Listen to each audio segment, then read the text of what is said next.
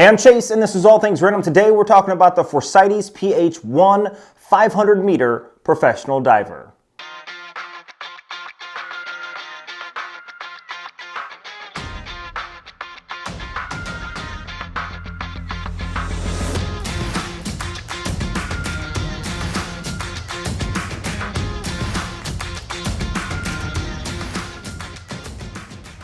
Now, before we hop into the video and go hands-on and put on the black gloves, this watch was sent to me by the League of Watches.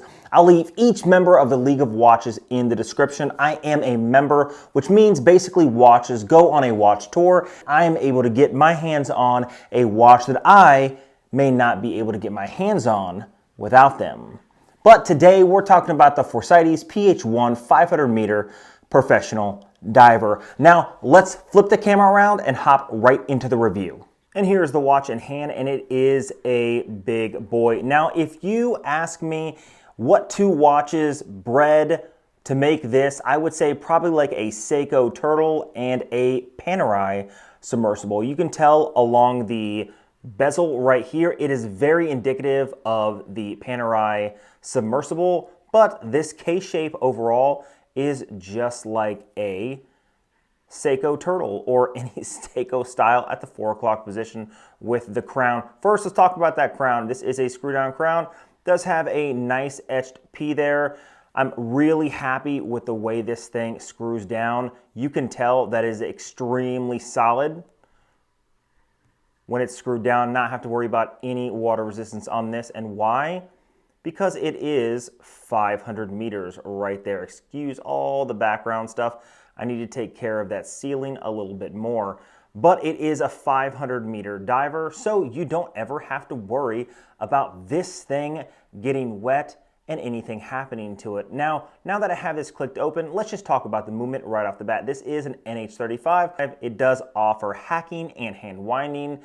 So, you know, it's a very robust movement, but the problem is just like any NH35, it does have a ghost date that just doesn't exist on here. I'm glad this doesn't have a date, but would it be that bad if it did have a date? I honestly do not think so. Now, up close, you see that dial right there. You can see that there are step-down positions on the indices because this is like a sandwich dial, which means underneath is a separate dial completely filled with lume. Then there's a dial placed on top with cutouts so it allows you to see through. It gives it a nice 3D effect. Really happy with just the simplicity of this watch so far. Now the case on this is 316L stainless steel, coated PVD black all the way around. It does have a screw down crown on the back. It says Phorcydes 500 meters of water resistance. And you know, it's important to have a screw down crown when you have 500 meters of water resistance. If you didn't have a screw down crown, well, it would have to be a monoblock watch, which, if anybody knows, that is a watch where everything is one piece except the crystal that's pressed in. Now, this does have a helium escape valve, and it does look like it's a manual escape valve. I could be wrong, but it looks like you can kind of adjust it there and allow the helium to escape if you needed to. Now let's talk about a helium escape valve. Now a lot of people are confused when it comes to helium escape valves. So basically what happens when you dive under the water, there is helium molecules in the air. In any type of air that we breathe, there is going to be some helium. So the issue is there's air inside this when it was cased. So as you dive deep under the water, basically what happens is the air inside expands, and the last thing they want when you're coming up, just like the pressure in your lungs, is for that helium, which is expanding inside the molecules, is to pop the crystal as you're surfacing. Same thing with your lungs, that's why you surface slowly. Well, this thing doesn't have any way to release any air like our lungs except through this. So that's a basic rudimentary way to think about it, but it does the job. This does have a 120 click unidirectional bezel, and it actually is pretty nice. The clicks are not extremely hard on it, but you know, it's very satisfying and everything lines up the way it should. That makes me very happy. Everybody knows that the thing I like the least is when the bezel does not line up. So let's talk about the case dimensions of this watch first. This is 44 millimeters in diameter, 16 millimeters high, so this is a chunky watch, but 500 meters of water resistance, you're gonna have some chunk to it, so that's really not that big a deal. The lug width is 22 millimeters, so basically you can fit any strap on this because 22 is a very popular one. The one that was supplied on this is a nice silicone. It does say Phorcydes on the buckle, and this thing is basically sized to fit nearly any wrist.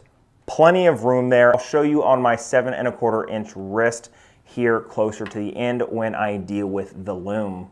Now momentarily, let's talk about that dial. Phorcydes Submersible, professional 500 meters or 1,640 feet. Again, really happy with the way this dial is set up. I just love the way it looks. Speaking of loving the way it looks, I do love this domed sapphire crystal.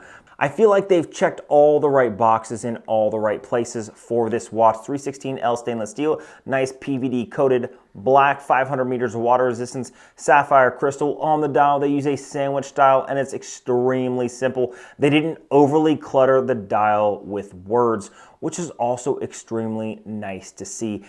Even Rolex Submariners, they just have an issue of saying Rolex Submariner, blah-de, blah-de, blah-de, blah-de, blah. Nobody really cares about everything that's going on except people who own the Rolex Submariner, which I must say I am guilty of that. I really like the skeletonized hands right there, and I love the fact that it has a really cool orange second hand. You can see the skeletonized as they go over each other. They are skeletonized, and I really do like this orange second hand. I think it looks really cool, and it just gives it a nice pop of color.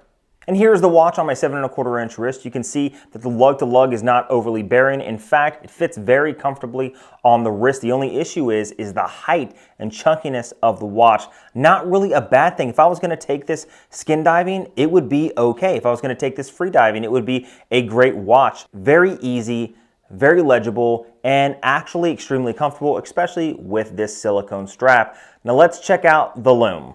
And here's the Lume on the watch. You can see that it's extremely bright and brilliant. It does fade pretty quick in the beginning, but I can tell you that it hangs on for quite a long time. In fact, I was really surprised when I was testing this Lume out just how long it lasted. You can tell that not only did it pick up the correct movement from Seiko, but also their Lume. And a quick underwater shot here at the pool. You can see even with that domed sapphire crystal, it still has a mirrored effect because, of course, it's filled with air. But this thing is extremely legible under the water, except, of course, when you turn it at an angle. Now, the thing that I found very impressive is the fact that that bezel is so grippy under the water that with one hand, I can easily rotate it. Pretty awesome. So honestly, what are my final thoughts on the Submersible here? Well, honestly, it is a chunky watch. If you have a smaller wrist, this may not be the watch for you, but if you want a nice, sporty, stealth statement piece on your wrist, this just may be for you. 16 millimeters high is a little tall for me when it comes to a watch like this. Now, yes, you may come back and say, Chase, the Feast FM602 is about the same height, and that thing is way bigger on the wrist. You're correct. But that is a carbon fiber case with a red strap. That thing is a statement piece, and a statement piece alone. This watch is not supposed to be a statement piece. It is designed for durability, and that's exactly what it is. 16 millimeters is a little high for most people. However, 500 meters of water resistance is more than you'll ever need going in the ocean. So if you want a watch that you want to go diving with, or you want a watch that you just don't want to have to worry about, this may be the watch for you. But if you have a smaller wrist, I may not recommend it. Now, if you like videos like this, hit that subscribe button down below. Leave a comment on the content you guys would like to see on this channel. I'm trying to release 2 videos a week, if not 3. So make sure you guys are hitting that notification bell, and I'll see you in the next one.